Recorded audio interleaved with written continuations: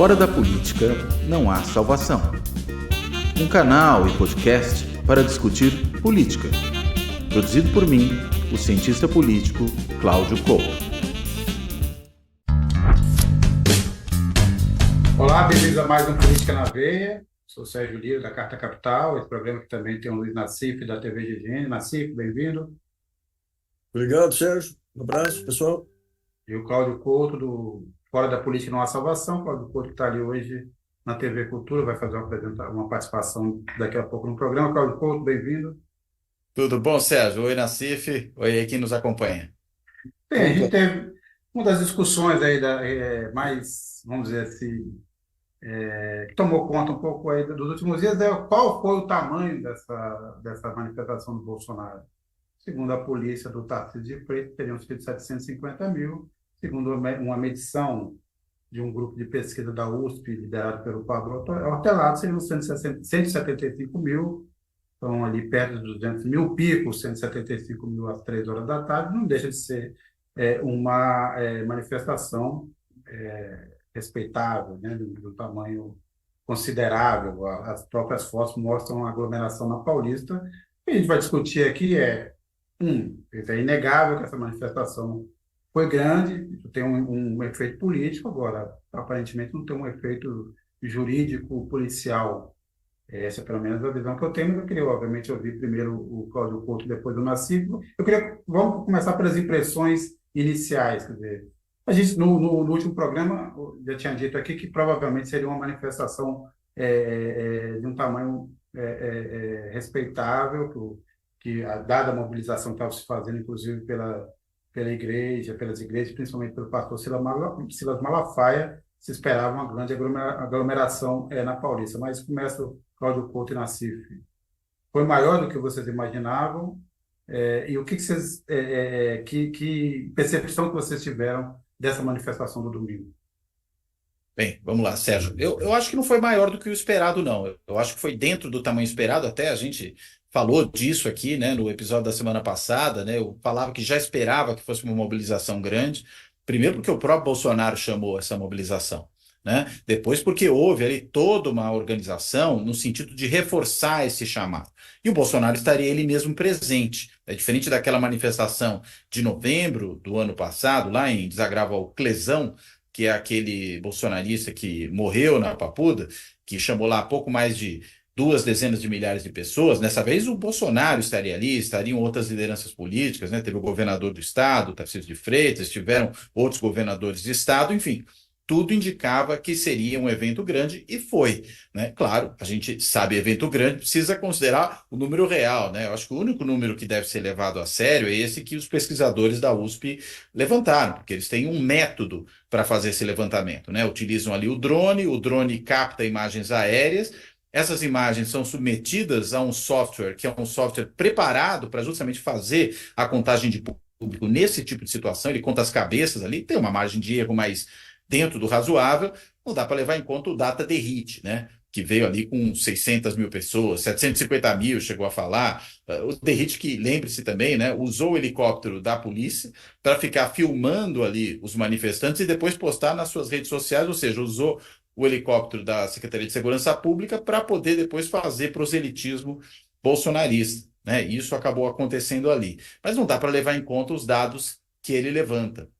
Então, os dados que apontam são dados muito significativos. Se a gente quiser fazer as contas aí, estamos falando de 3 estádios do Morumbi cheios, né? O que não é pouca coisa, né? 3 estádios do Morumbi é bastante gente e é isso que havia ali. Agora, acho que você colocou muito bem. Primeiro, não muda nada do ponto de vista judicial. Nada, zero, né? Quanto a isso, a caravana vai continuar passando mesmo com os cães ladrando.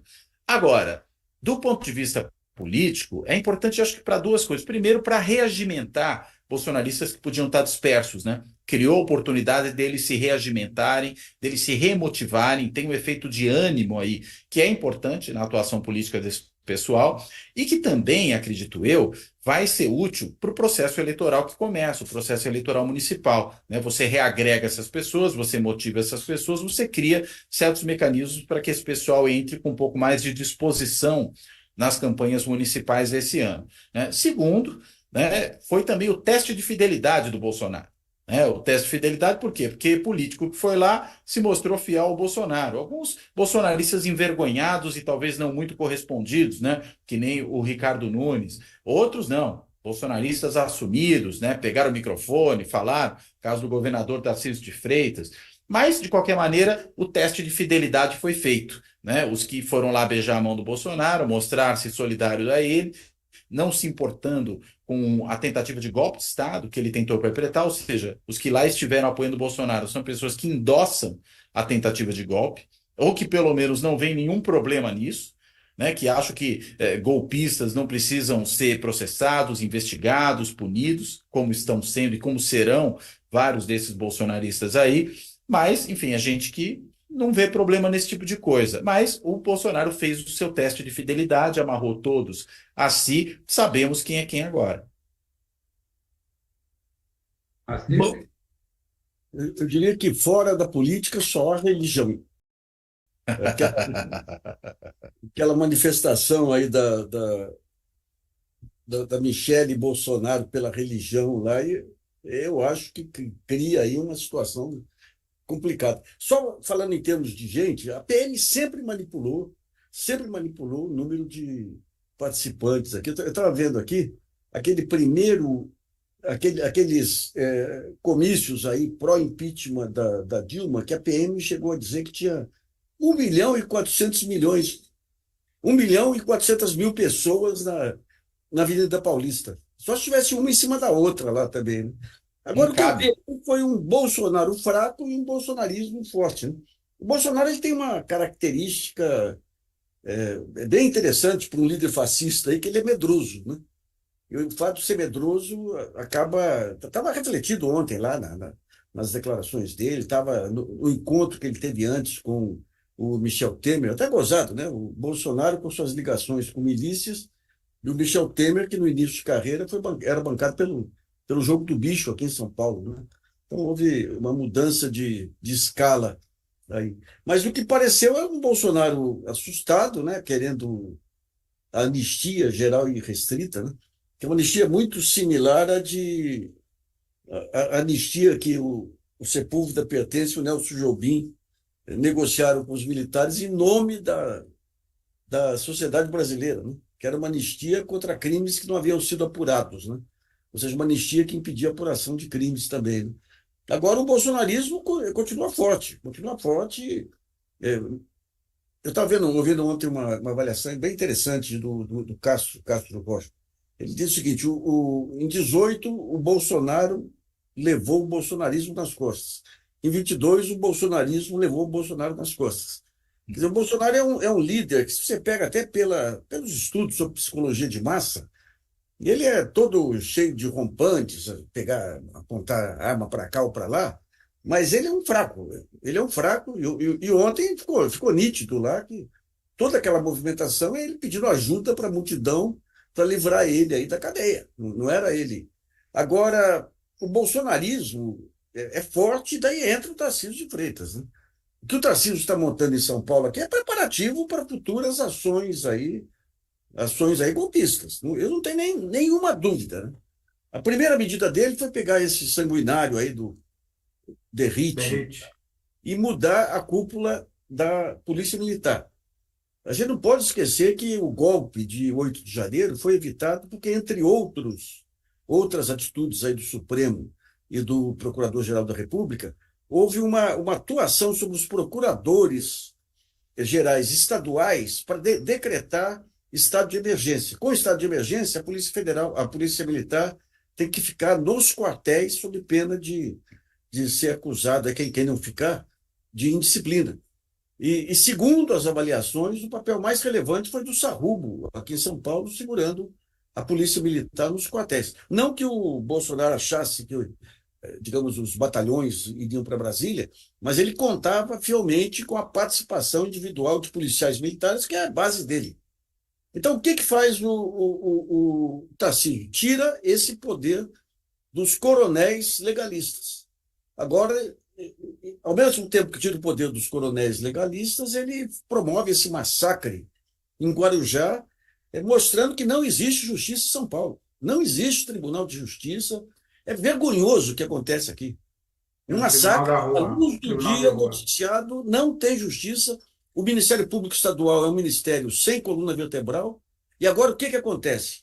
Ele está tentando tirar do Ministério Público Estadual a denúncia de crimes contra a administração. Quem vai definir isso agora vai ser a corregedoria nomeada por ele, nomeada pelo próprio Tarcísio. Ou seja, nós vamos ter em breve aí perseguição a esquerdistas, perseguição a funcionários públicos e passar pano em irregularidades que possam ser cometidas. Ou seja, o Tarcísio está preparando São Paulo para futuros embates aí, futuros embates ideológicos, e agora com esse fator religião aí entrando de cabeça no processo, né?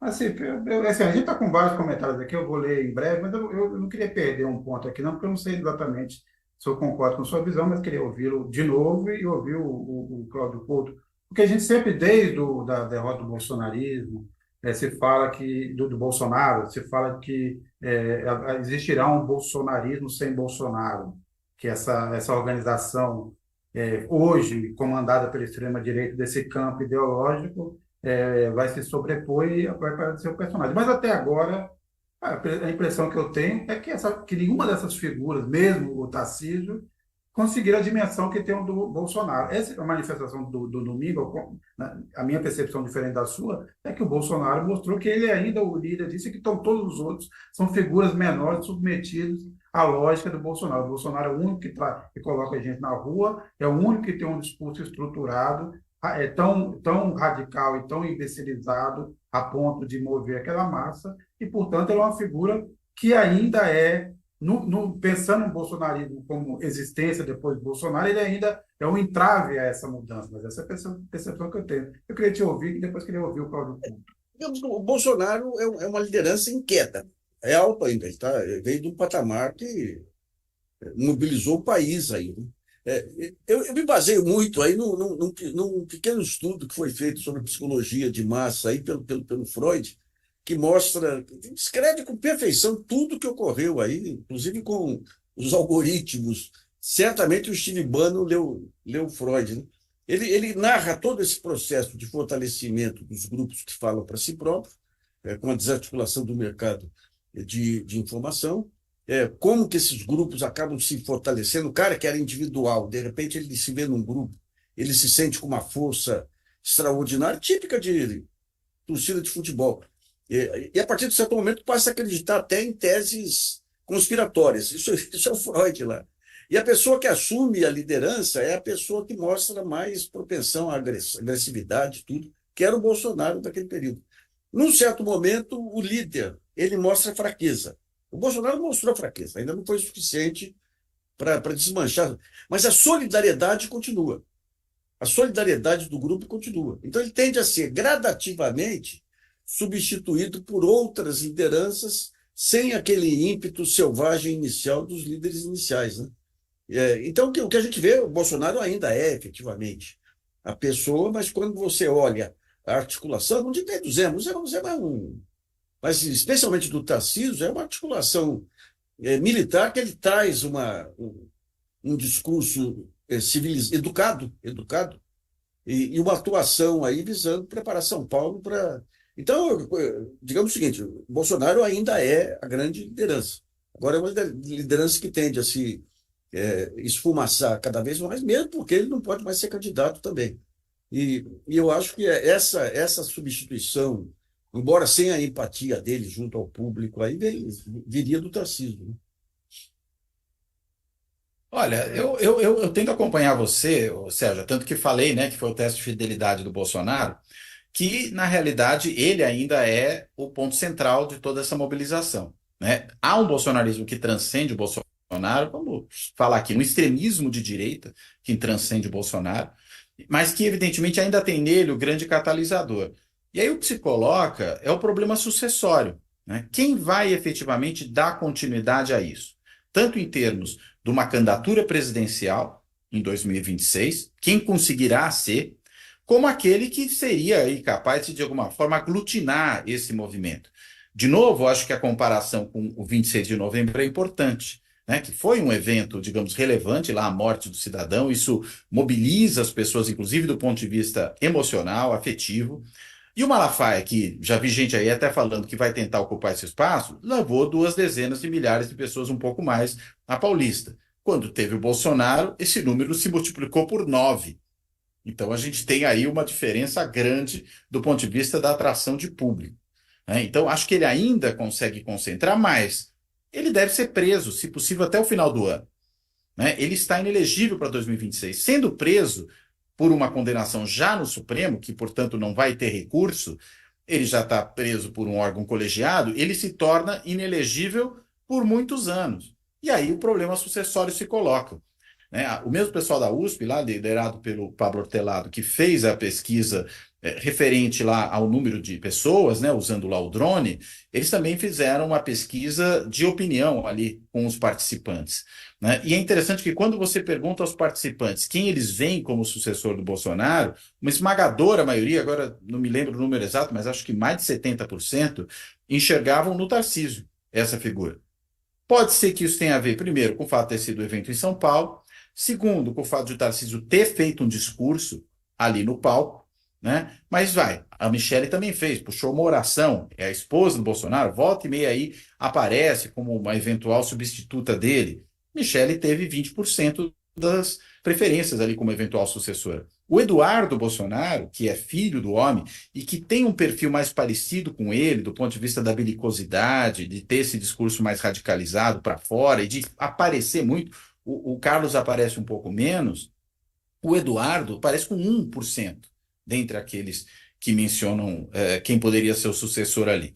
Então, o problema vai ser esse, né? Quem vai suceder a esse sujeito? E se suceder, vai ter essa capacidade de aglutinação? Porque uma coisa é, no contexto daquele evento, com o Bolsonaro depois fazendo o seu discurso, com o Malafaia fazendo um discurso radical, ou seja, tiçando fogo nas pessoas, você ter o Tarcísio com aquele discurso mais morno que ele faz. Será que esse discurso morno consegue captar as pessoas afetivamente ao longo dos próximos anos, como o Bolsonaro é capaz? Porque não vamos nos enganar, né? Por que ele virou um mito? Porque sempre falou coisas que ninguém tem coragem de dizer, porque são ultrajantes mesmo. Ainda bem que as pessoas não têm coragem de dizer. E ele tinha. E aí virou um mito. Tarcísio evita isso, né? Fala uma hora que não é bolsonarista raiz, mas depois vai lá, discurso a favor do Bolsonaro, mas com aquele jeito assim macio, né? Um jeito calmo de falar, como se fosse só uma questão ali de, digamos, bons modos da justiça para com ele, né? Não vai mais longe. Agora, tudo bem, é percebido como sucessor, mas é um sucessor com essa capacidade de ativação da base pelos próximos anos? Não sei. Eu tenho lá minhas dúvidas por conta do tipo de movimento de que se trata, que é um movimento muito movido pelos afetos, sobretudo afetos negativos, né, que são aqueles que alimentam essas pessoas. Mas, de alguma forma, enfim, eu acho que o problema está posto. A gente vai ter ainda uma parte da sociedade brasileira que permanecerá como de extrema-direita, acho que ela está muito consolidada, né, não é metade da população, mas é uns 25%, o que é gente pra caramba num país do nosso tamanho, né, um país de mais de 200 milhões de habitantes. Você falar em 25%, pô, a gente está falando em 50 milhões de pessoas. É muita gente. É muita gente. Então, na realidade, o bolsonarismo vai sobreviver, não que a gente queira dar outro nome para ele, seja um bolsonarismo sem Bolsonaro, né? Embora na Argentina a gente tenha um peronismo sem Perón durante décadas. Então, nada impede que a gente mantenha esse mesmo nome para esse negócio. Agora, eu acho que o problema sucessório é aí que mora o nó, é aí que mora a dificuldade para a continuidade desse projeto político. Eu vou ler alguns comentários aqui. O Arif usa. É isso, ele enche uma avenida, mas não enche a urna. O Carlos Almeida. Se Paulista cheia significasse algo, o bloco da Daniela Merkel elegia presidente. Andy Cole. Enquanto o excremento estiver solto, vai ficar criando confusão. Agiliza PF. A Tatiana Nascimento. Couto, um detalhe importante. Esse software de contagem serve também para contar cabeças de gados no agronegócio.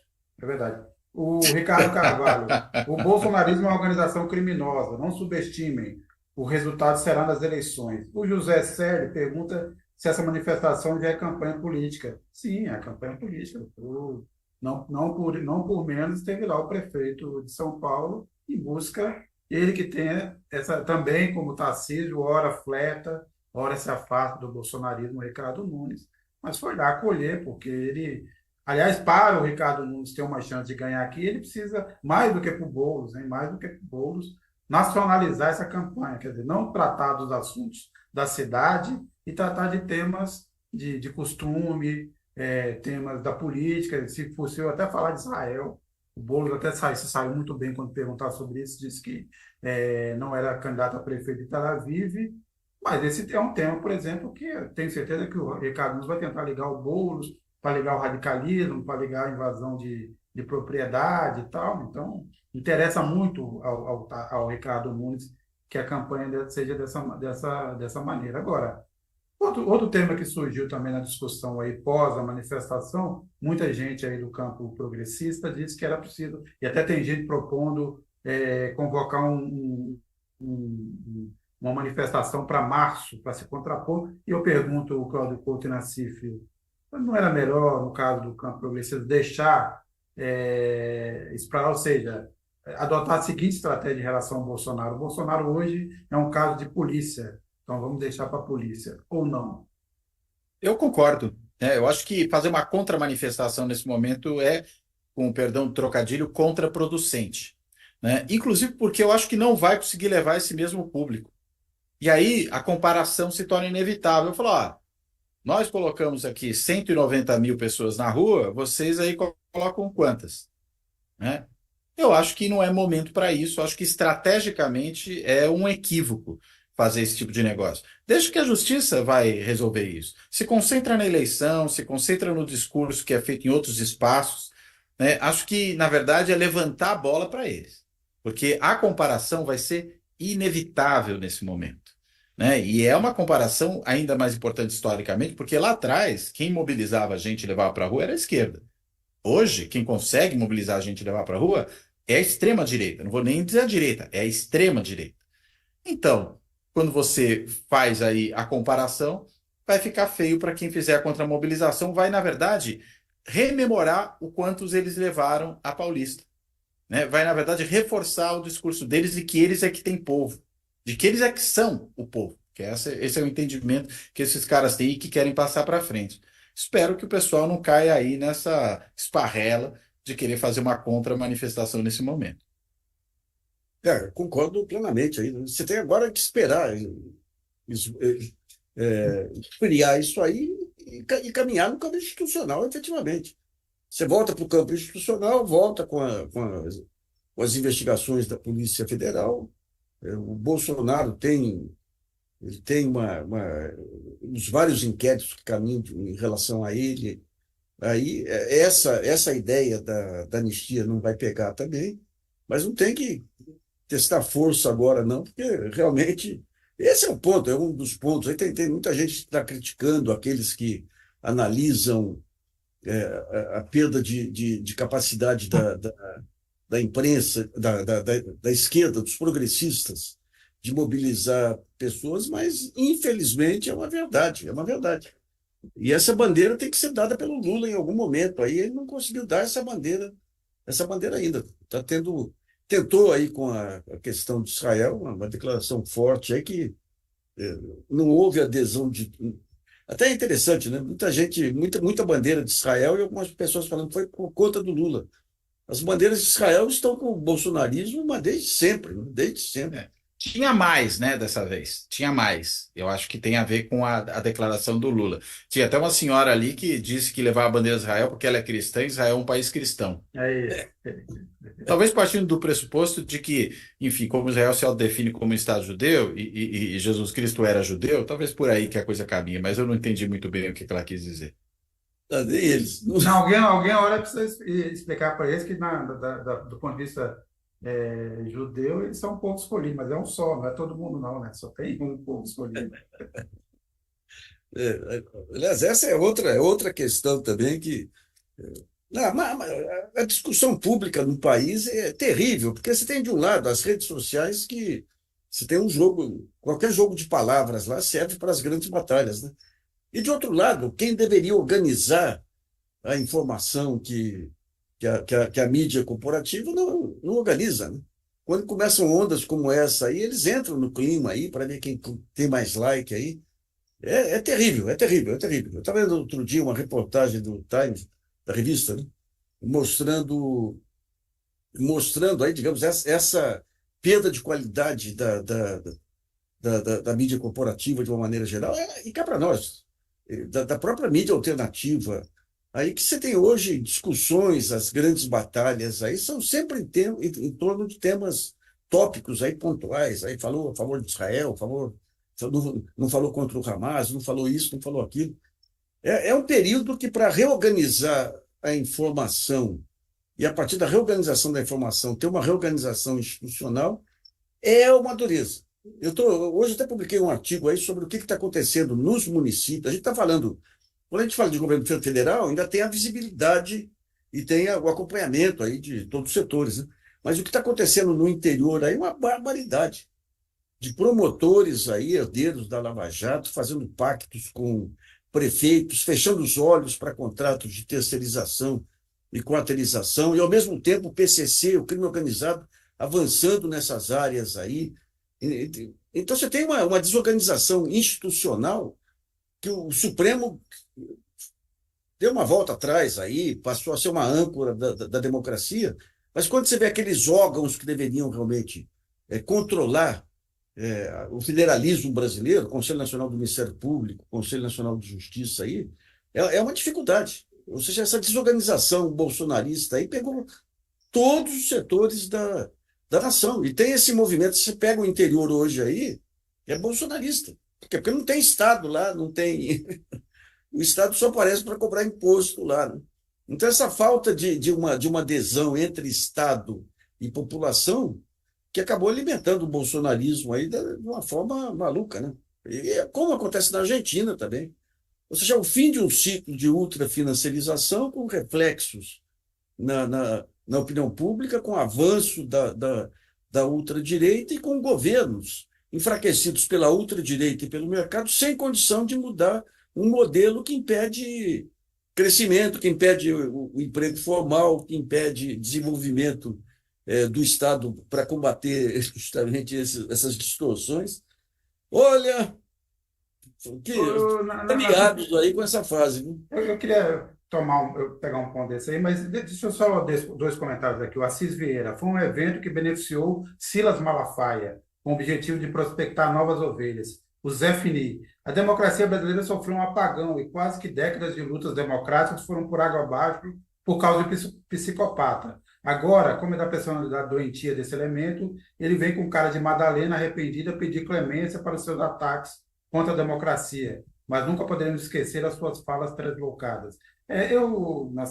Obviamente a gente tem por vício de profissão, às vezes valorizar demais a importância do próprio meio que você vive nessa história toda. Você levantou pontos muito importantes, mas eu acho que continua a ser o grande problema, né, nesse momento. Na verdade, é a transformação que sofreu a informação e a comunicação. Quer dizer, a desvalorização total e a perda de influência dos meios tradicionais, por mais que eles mesmos tenham uma dose enorme de culpa nesse processo. A gente viu no caso de Israel, não dá para culpar a loucura do bolsonarismo sem entender o que a mídia tradicional fez nesses dias. Quer dizer, de forma uníssona, e com mentiras, com distorções do que o Lula tinha falado, numa defesa sem nenhuma avaliação do que está acontecendo em Israel. Mas, fora isso, é o seguinte: você tem um processo. Eu queria só pegar o exemplo dos Estados Unidos, por exemplo. O Trump, que está tão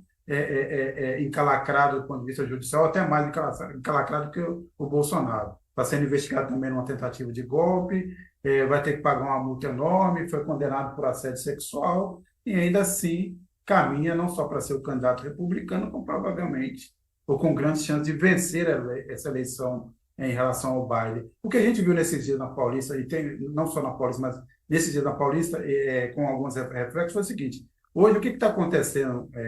Aparecem algumas figuras, youtubers, fora do Brasil, que agora estão sendo valorizados. O que diz o bolsonarismo? Não podemos, não acompanhe mais a mídia no Brasil, ela distorce, vejam o que o mundo está falando sobre o Brasil. E aí encontra aqui e ali um youtuber maluco, em preferência falando em inglês, para corroborar a visão de que a mídia brasileira e os poderes organizados mentem sobre isso. E o maior caso foi esse youtuber português que veio aqui se dizendo jornalista. É uma figura que é totalmente desprezada aqui em Portugal, as pessoas só tiram sarro da cara dele. Tem vários programas humorísticos expondo o quão ele é ridículo e desastrado, e, no entanto, virou um caso de polícia, contra a liberdade, alguém que foi barrado de falar a verdade sobre o Brasil, segundo vários, não só esse mundo, esse universo paralelo do bolsonarismo, mas que respingou na mídia tradicional. A gente teve coluna no Metrópole, do Mário Sabino, teve... Bem, mas o Mário Sabino não conta, Jovem né? Pan... A própria O Metrópole. Mário Sabino, assim, acho que ele está lá no Metrópolis fazendo a cota de maluco, né? Mas tem na Record, né? Estão por aí, né? Não é só uma. Mas então, resumo dessa história toda. Esse mundo paralelo, assim, nós estamos convivendo hoje com duas realidades diferentes: o terraplanismo, a Terra é redonda, e se a gente não resolver e aí resolver de uma forma mais efetiva, conseguir o mundo e os países interferir de alguma forma nessas big techs, a gente vai continuar tendo esse problema. Me parece ser mais grave. Todos os pontos que você colocou são importantes, mas tem esse que, para mim, é hoje o mais crucial, ou a mais crucial das batalhas que precisam ser travadas. Mas... Se você vê, por exemplo, a Fox e a Veja aqui, o que eles fazem lá é aproveitar as redes sociais e atuar como perfis de redes sociais, gerando fake news que eram distribuídos pelos demais, né? E se você Aliás, pega... quem era um dos editores da Veja nessa época mais tétrica da Veja? Mário Sabino. Tá vendo? Aliás, o Mário Sabino é interessante que toda a matéria dele que vai para o Twitter tem embaixo assim: não representa necessariamente a opinião do Metrópole. Mas digamos, esse poder de manipulação da informação é que acontece nos anos 20 também, quando entra o rádio. Você vê, o Brasil, até os anos 20, você tinha o poder absoluto dos jornais, apesar de você ter 5% de alfabetizados no Brasil. O Campos Salles, quando ele vai negociar a dívida brasileira, a moratória brasileira, faz todas as concessões lá para o Rothschild, e vão os jornais lá para dizer: Rothschild elogiou que o Brasil agora virou um país sério, né? Quando entra a rádio nos anos 20, os comentaristas de rádio acabam com o monopólio dos comentaristas de jornais, né? E é interessante, porque naquele momento eles passam a divulgar uma cultura popular que não existia. Se a gente pegar o Brasil de hoje, o que tem? Você tem uma urbanização, que nos anos 70 você tem o primeiro punch assim, da industrialização, que cria uma classe média, uma nova classe média aí, operária, sindicalizada e organizada. Daí você vai avançando e vai chegando nos grotões, e a segunda leva que tem de inclusão é uma leva... Quer dizer, nós tivemos uma baita sorte aí nos anos 70, 80 aí, de ter a própria igreja e o Lula, o PT como partido ônibus, né? Mas de lá para cá você continua a ter uma inclusão, e essa inclusão agora se dá com aquele pessoal que se considerava inferiorizado por não ter, digamos, aquelas regras sociais que marcavam as pessoas bem educadas no interior, né? Então, hoje, o que você tem digamos, o que o Marx, como é que o Marx chamava isso aí? Você tinha um termo aí para esse... Mas é o que manda hoje no interior. O cara ele passa a valorizar a própria ignorância. Não é o lumpen que você está falando, Nascimento? O lumpen. O lumpen. Ele passa a valorizar a própria ignorância. Antes É a lumpen política. Você tinha antes aí, digamos, as regras sociais. Então, o cara, por exemplo, por mais grosso que ele fosse, ele não entrava no restaurante, não fazia até podia, de vez em quando, lá, fazer alguma coisa fora das regras, mas era contido por regras sociais. Mesmo em cidades pequenas do interior. As cidades foram se civilizando. E daí você tem um processo muito interessante que começa, digamos, a destruição desse modelo, quando vem Veja, Reinaldo, Mainá, de outros, inspirados no de Carvalho numa guerra cultural para acabar com o politicamente correto. Então, eles passam a criar uma linguagem, inclusive, o Tales foi o primeiro na Veja lá, canalha, aquela linguagem violenta, virulenta, que não fazia parte das regras, e começa a destruir o politicamente correto. Então, todo aquele conjunto de regras que ajudava a criar uma sociedade civilizada, mesmo nos grotões, vem por água abaixo. E com as redes sociais, esse pessoal se junta, se fortalece e dá no que deu aí, dá em Bolsonaro. Eu concordo, eu acho que é por aí mesmo, mas eu, na realidade, estava querendo voltar num ponto anterior, que foi mencionado aqui pelo Nassif, que eu acho que é importante, que é, aliás, não foi pelo Nassif, desculpa, foi o comentário de um dos espectadores aí, que é o pedido de anistia que o Bolsonaro fez nesse evento, né? Enfim, isso era esperado, né? De alguma forma, o evento é um evento de autodefesa, mas ele foi além, né? Ele, de alguma forma, pautou o legislativo, né? Ele se dirigiu diretamente a membros do Congresso Nacional que estavam lá presentes, até os nominou, né? Os bolsonaristas ali presentes, falaram: olha, tem que pautar uma votação de anistia no Congresso. Lembrando que já existe uma proposta no Senado do senador Mourão, o ex-vice de Bolsonaro, que não era muito lá bem quisto por ele, mas que fez uma proposta de anistia. E o que o Bolsonaro, evidentemente, quer é se incluir nela, né? E aí, claro, né, fez aquelas comparações sem pé nem cabeça que ele sempre faz, né? Comparou com o passado, né, falou que já houve tantas anistias, por que não mais uma agora? E aí falou, veja, isso para mim me causou espanto até no certo sentido, embora nada que o Bolsonaro faça deve causar espanto, mas quando ele falou em pacificação, Bolsonaro, o pacificador. Não, essa é realmente, por essa a gente não esperava, né? Quer dizer, o indivíduo que passou toda a sua carreira política pregando a violência, pregando o extermínio de adversários, sugerindo fuzilamento de presidente da República, falando em metralhar adversários políticos, falando nas pessoas que se fossem embora do país, né? Assumiu sempre uma postura bélica. Vem agora falar em pacificação? Um sujeito como esse falar em pacificação é o rabo abanando o cachorro, não é possível um negócio desse. Agora, fala por quê? Porque, ao mesmo tempo, esse mesmo sujeito tão agressivo sempre teve um certo comportamento que foi o morde-a-sopra. Ele vai, avança, agride, desrespeita todas as regras possíveis e imagináveis. Na hora que vê que corre algum risco, ele recua. E normalmente ele silenciava, ou ele dizia que não era bem assim, e não sei o quê. Agora ele deu um passo adiante, né? Ou atrás, talvez, né? Já que é um recuo, né? Ele veio falar em pacificação.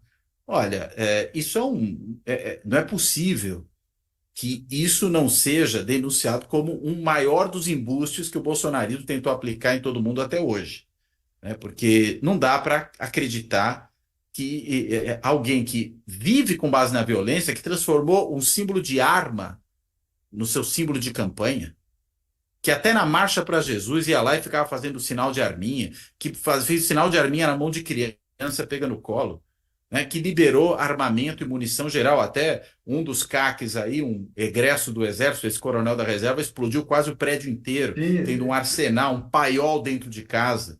Né? Esse sujeito que promoveu esse tipo de coisa, que promoveu 700 mil mortes durante a pandemia, né? Que, enfim, sempre primou pela violência, que exaltava a ditadura militar, exaltava torturadores. No dia da votação do impeachment da Dilma, exaltou o Ustra. Que esse sujeito agora venha e fale em pacificação? Não.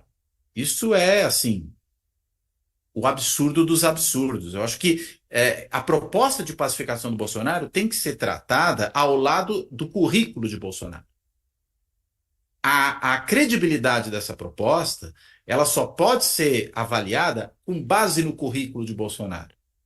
Não é qualquer um que está propondo pacificação. Não é Eduardo Suplicy que está propondo pacificação. Não é a Madre Teresa de Calcutá. Não é o padre Júlio Lancelotti. É o Bolsonaro. Aliás, o vereador lá, Nunes, né, que é o preconizador ali do linchamento do padre Júlio, né, Rubinho Nunes, ele estava lá presente no ato também. Mais um que foi lá apoiar o Bolsonaro. Então, é bom a gente ter registrado esses nomes. Claro que eles querem que o eleitorado bolsonarista os conheça, mas é bom também a gente saber quem são, né? Os que foram lá endossar golpe de Estado e querer o quê?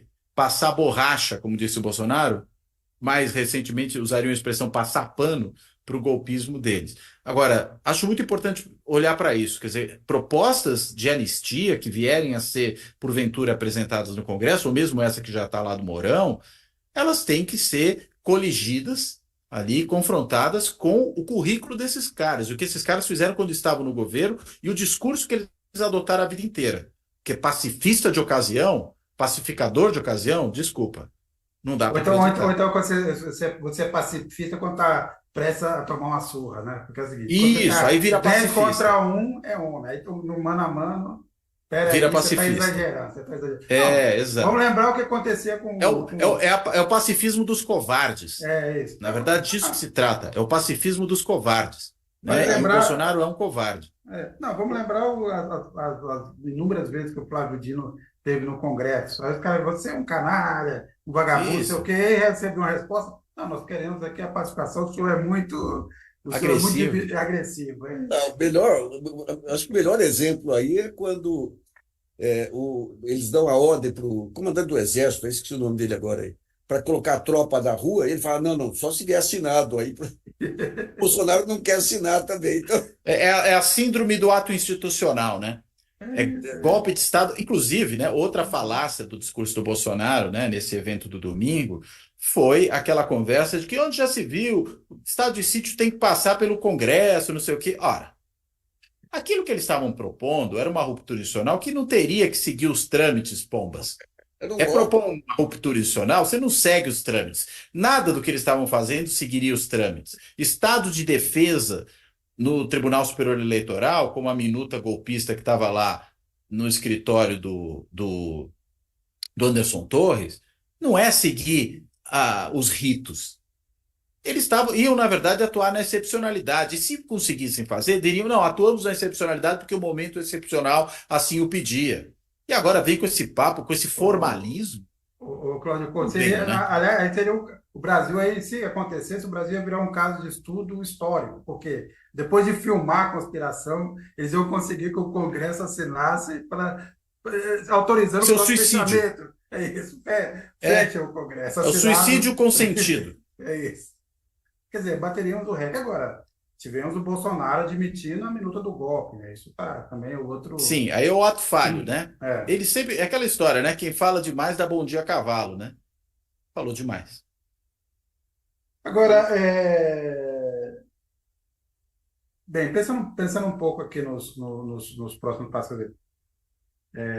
Aliás, vamos colocar um outro ponto aqui. Podemos voltar a esse assunto aqui, mas eu não queria deixar passar. Nós estamos terminando o mês de fevereiro e vamos entrar agora no 10º ano da Lava Jato. Dia 17 de março, completaremos 10 anos da Lava Jato. E nós temos dois pontos aí. Um, o julgamento do Sérgio Moro. E segundo, essa discussão agora sobre os acordos de leniência. Mas eu começaria aqui pelo Moro, Nassif e Cláudio Couto. Vocês acham que é favas contadas? O Moro agora será cassado? Obviamente, tem um próximo. Primeiro vai ser no Tribunal Regional Eleitoral do Paraná, depois ele recorrerá ao TSE, mas vocês acham que isso é favas contadas? E, Eu Eu acho acho que no. Eu acho que. Desculpa, o Nassif ou eu, não, Sérgio? se o Nassif quiser O começar, Nassif primeiro, por favor. Nassif, Primeiro os chorões. Chorões é no sentido isso. de quem toca choro, não de É quem isso. que chora. os roqueiros, os pauleiros. Não, eu acho que não tem jeito. Aí você tem a corregedoria aí do Luiz Felipe Salomão, ele deu já um breve ensaio semana passada, quando o Luiz Roberto Barroso, que continua sendo um lavajatista, tentou adiar o julgamento daquela juíza, a Hart. E o Uhum. Luiz Salomão foi muito duro lá, mostrando que tinha muitos elementos. Então, ele está sofrendo pressões, obviamente, porque o TRF4 aí está até o pescoço envolvido com isso. Você tem ainda esses bochichos aí gravações clandestinas aí de festas de cueca, esse negócio todo aí, que cria um clima muito pesado, né? Mas eu acho que o Moro aí, o Moro, Dallagnol, tudo vão ser os chefes, eram os chefes, efetivamente, vão ser os bons de piranha, aí, até para livrar mais aí a posição de desembargadores do TRF4. Porque a Lava Jato, no fundo, foi. Agora você vê, a Lava Jato ela foi uma organização com intuitos não jurídicos aí, que envolvia o Moro, envolvia os procuradores, que nada aconteceu com eles até agora, envolvia os delegados federais, como agora a Polícia Federal virou uma garantia aí para a democracia. Ninguém falou em punição para os delegados que cometeram crimes, sim, muitos crimes lá, de colocar a escuta clandestina, o que aquela delegada Érica fez e tudo, né? Então, acho que quem é que sobra e que está isolado de todos os lados aí é o Moro. O Moro não tem apoio no Congresso, não tem apoio junto aos bolsonaristas, não tem apoio junto ao PL+, e tem uma ficha sujíssima aí de abusos, aí de recursos que você não sabe onde foram parar, né? Então, eu vejo o Moro realmente indo para o cadafalso aí. Eu apostaria o seguinte, que ele, mas é uma aposta, um palpite, né? Que ele não é cassado no TRE do Paraná, mas será cassado no TSE. Acho isso mais provável, né? Porque, enfim, o próprio TRE do Paraná, mesmo agora com alguma mudança de composição, já foi favorável ao Moro anteriormente, né? E acho que essa possibilidade tende a se repetir. Não tenho certeza, mas eu acredito que isso é o que deve acontecer. No TSE, tendo em vista todo o cabedal de provas, toda a situação e a alta estima em que o Moro é tido, né, na Corte Superior, eu acho que ele não vai sobreviver ali, né? Acredito que, na realidade, ali ele perde o seu mandato, e a gente tem mais um aí da Lava Jato que vai ficar inelegível durante um bom tempo, né? Já temos o Deltan Dallagnol, teremos agora, muito provavelmente, o Sérgio Moro. Eu, desse ponto de vista, daria na segunda instância como favas contadas. Agora, voltando a um ponto aqui ao golpismo, o governo Lula ainda continua com muita dificuldade de se livrar de peças. Eu vou pedir só um minuto, eu já volto aí. Ah, tá. Nassif já volta. Mas vamos lá, Couto. Enquanto o Nassif Vamos vai nós. ali dar um passeio. Por exemplo, no Itamaraty, todos aqueles diplomatas que participaram da reunião golpista, dois acabaram não sendo. Um deles foi exonerado de um cargo na AGU e o outro perdeu um cargo que estava indicado para a Secretaria de Comunicação. Mas vários diplomatas continuam ocupando o cargo. Por exemplo, o principal deles, que era o número 2, do Carlos França, continua em Haia. O Que próprio é um Carlos belo França, posto, diga-se de passagem, um posto importante. o Carlos França está no Canadá. Tem outros. E mesmo dentro da máquina pública ainda tem vários desses. Qual é a dificuldade, Claudio, para Olha, se acho que livrar dessa turma? inicialmente, né, deve ter havido aí a tentativa de demonstrar que não haveria algum tipo de revanchismo, né? E aí por isso se mantiveram alguns desses em cargos. Eu estou pensando especificamente aqui no Carlos França e no seu sub, né? Que é quem estava presente ali na reunião do golpe. Agora, com essas imagens, eu entendo que a permanência de um diplomata num posto tão relevante como Haia é muito complicado, né? Eu, sinceramente, não sei como ele ainda está mantido ali, porque é um sujeito que assistiu tudo aquilo, que sabia o que estava em curso e, até onde se sabe, silenciou. Não deveria ter levado aquilo a quem de direito, né? No caso, não adiantava levar para Augusto Aras, né, porque tudo morreria lá, mas poderia comunicar ao próprio Supremo disso. Ora, o secretário executivo do Ministério das Relações Exteriores seria alguém ouvido por ministros do Supremo. Mas, enfim, como não o fez, acabou coonestando aquela situação, né? Não dá para ouvir aquilo calado. Veja, eu estou falando isso por quê? Porque a gente está falando de um funcionário de carreira do Itamaraty. Agora, todo funcionário de carreira, todo burocrata de respeito, tem que, na verdade, defender a legalidade. E, diante de uma flagrante ilegalidade, tem que levar aquilo adiante. Na hora que o indivíduo silencia, me parece que ele está prevaricando. Então, realmente é incompreensível essa manutenção dele ali no Itamaraty com esse tipo de. No Itamaraty, não, desculpe.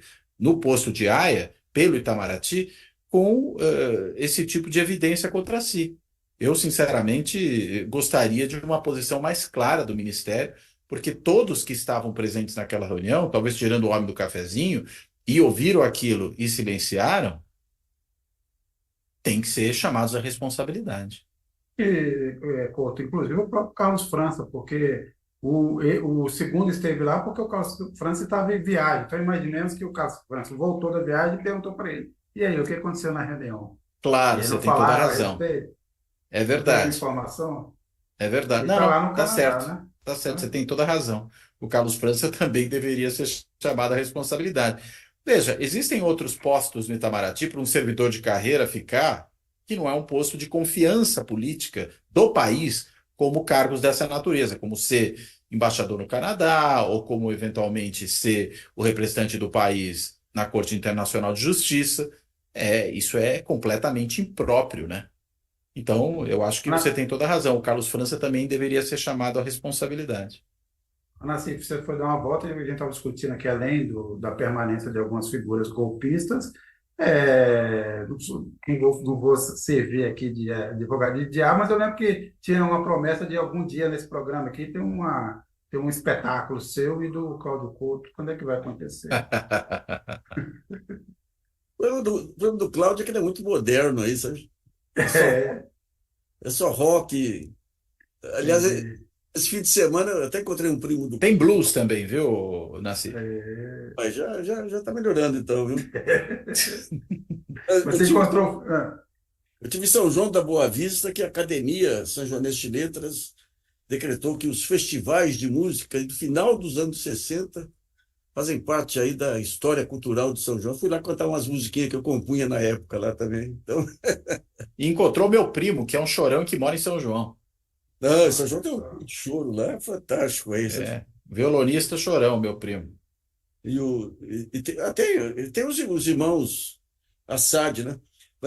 O Sérgio e o Dair. Mas, digamos, o critério do pessoal era tão ruim na época lá que eu ganhei do Sérgio Assad no festival lá. Depois o Opa! Sérgio Assad Opa! se transformou aí num dos maiores compositores para violão aí do. Mas São João é uma cidade interessante. Mas prefeita Embora a Bolsonaro. prefeita de São João estivesse aqui na Paulista apoiando o Bolsonaro também, viu? E o promotor de São João, um bolsonarista que atacou ministros do Supremo, tudo. E nesse momento está Ele sendo. estava aqui também? Hã? Não, ele Ele não. também veio a Paulista? Ah, Não, de coração que a só. prefeita veio. A prefeita veio. E o Conselho Nacional do Ministério Público, nesse momento, ele está analisando vários casos de abusos de promotores. E cá para nós, se o CNMP não começar a enquadrar os promotores estaduais, você tem problema sério. Tem problema sério pela frente aí, que é essa parceria entre eles. Todos agora viraram políticos depois da Lava Jato, né? E essa parceria dele com prefeitos faz com que eles fechem os olhos aí a contratos e tudo. É um jogo pesado.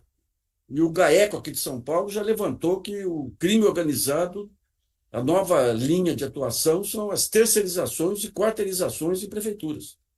Então é importante aí o que vai haver hoje, se o CNMP vai continuar no corporativismo dele ou vai começar a enquadrar efetivamente os ministérios públicos estaduais aí, né?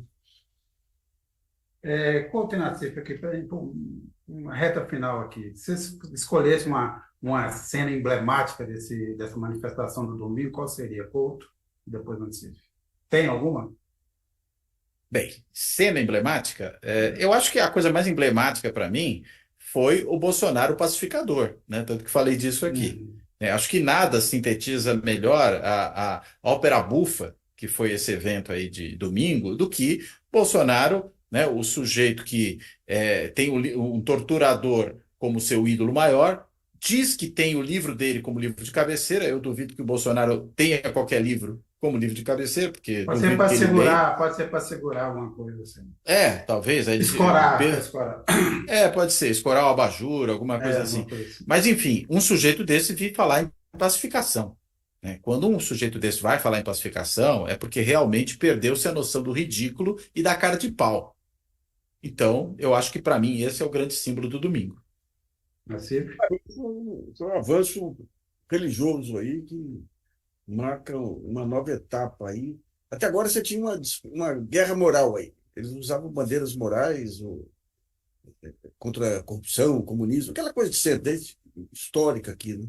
E agora nós estamos entrando na etapa religiosa. Então, o discurso da senhora Bolsonaro lá, para mim, e do Malafaia, são as cenas que mostram uma nova etapa aí. Vai virar o goianistão. Para mim, reforçando a ideia da covardia, é o fato de que tinham torcedores da Gaviões da Fiel na porta do metrô, disseram ninguém entra, e não entraram. Também é isso. Cadê a coragem? Impedir os golpistas de entrar no metrô. Não, vocês não vão entrar, e eles não entraram. Além de tudo, como cabe a todo gado, são obedientes. Né? Exatamente. Aliás, alguém desenterrou esses dias uma lei municipal, lei número 100, de 1894. Né? Quem procurar aí vai encontrá-la. Está lá, inclusive, no site da Câmara Municipal de São Paulo. Lei número 100 de 1894. Que mostra, inclusive, que houve um desrespeito à legislação municipal nesse evento da Paulista, né? Porque é a lei que determina que é proibido que gado circule pela Avenida Paulista.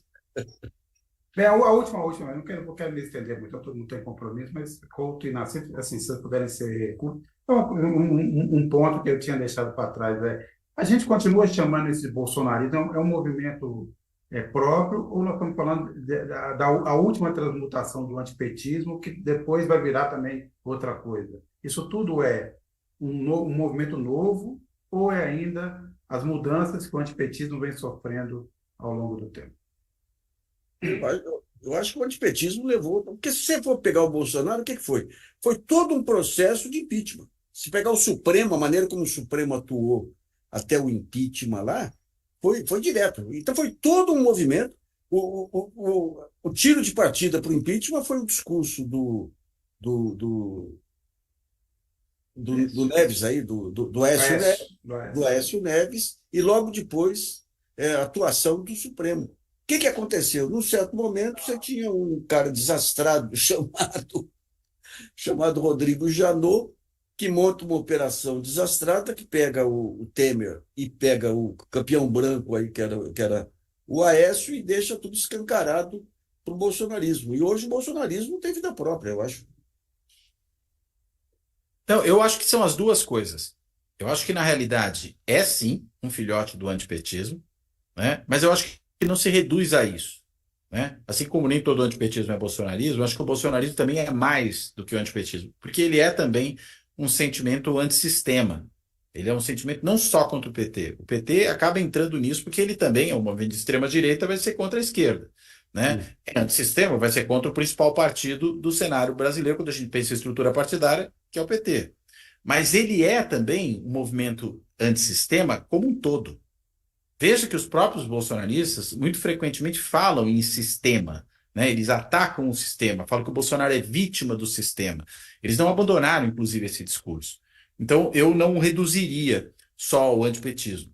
Eu acho que ele é, talvez, claro, também o ápice do antipetismo. Isso também é importante mencionar, porque é o que está mais distante, é o que é mais radical em relação a isso. Mas a gente precisa entender como algo maior, e eu acho que, inclusive, aí é que mora o seu real perigo. Porque o PSDB foi sempre antipetista, o PSDB não representava necessariamente nenhum perigo. Foi sempre não, né? Mas foi a partir de um certo momento. Claramente encarnava o antipetismo, mas não representava um perigo para a democracia do país.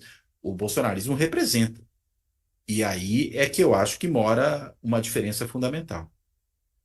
É isso aí. Nassif, Couto, obrigado. Agradeço quem nos acompanhou e até a semana que vem. Aí, até a semana que vem. Sérgio, Nassif, todo mundo aí que nos acompanhou. Um abraço.